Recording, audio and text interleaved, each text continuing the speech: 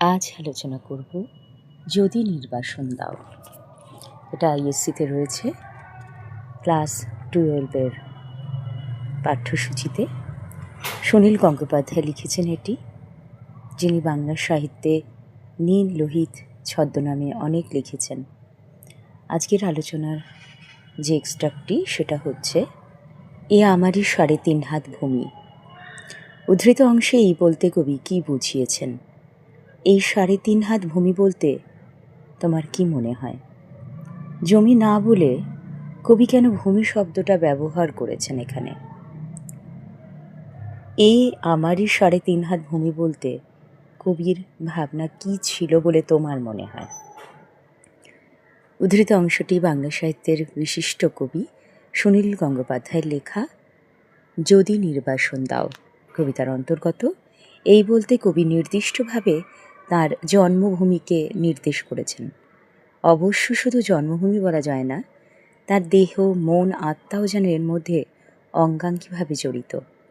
কবি তার দেশের সঙ্গে যেন পরিবেশের সঙ্গে একাত্ম হয়ে আছেন, তাকে বিচ্ছিন্ন করা কখনোই যেন যাবে না। তাই এই কথাটি সম্পূর্ণ একটা নির্দিষ্ট অধিকারের কথা বোঝাতে গিয়ে, সঠিক অবস্থানের কথা বলতে গিয়ে কবি আমাদের বুঝিয়েছেন। 3.5 হাত ভূমি, এই শব্দবন্ধটি একটা ব্যঞ্জনা নিয়ে আমাদের সামনে আসে। মানুষের নিজের ওপর তার সম্পূর্ণ একটা অধিকার বোধ থাকে, আর এই দেহের পরিমাপ তার নিজের হাতে 3.5 হাত। এই দেহ নিয়ে সে যা খুশি তাই করতেই পারে, এমনকি এই দেহ সমেত যে নিজের ইচ্ছার মৃত্যুবরণটাও করতে পারে। আবার মৃত্যুর পর এই জন্মভূমিতে তাকে শোয়ানোর জন্য সেই 3.5 হাত ভূমির প্রয়োজন হয়। তাই দেহভূমি 3.5 হাত দৈর্ঘ্যের সঙ্গে জন্মভূমি 3.5 হাত ভূমির একটা মিল, একটা গভীরতর একটা ব্যঞ্জনা এখানে নিয়ে আসছে। কবিতায় ব্যবহার করা প্রতিটি শব্দের একটা নিজস্ব ভাবনা থাকে।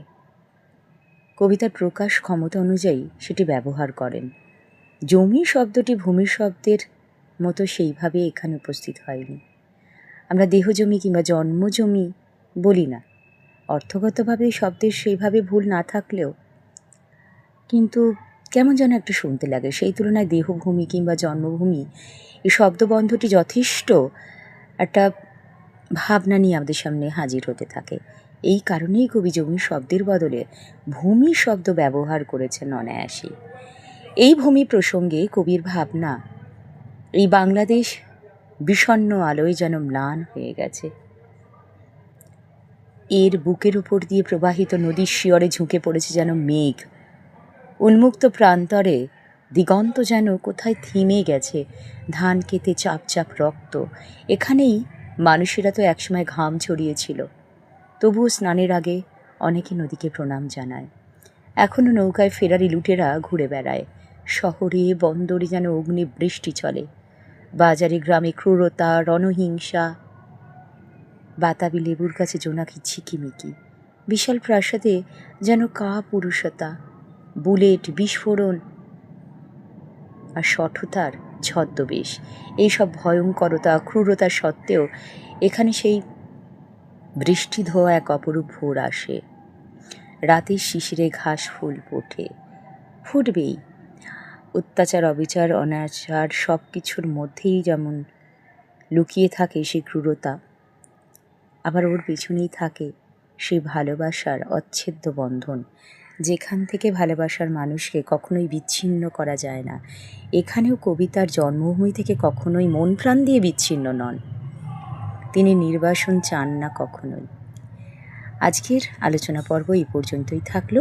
ফিরে আসবো আবার কোনো পর্ব নিয়ে। সবাই খুব ভালো থেকো। ধন্যবাদ।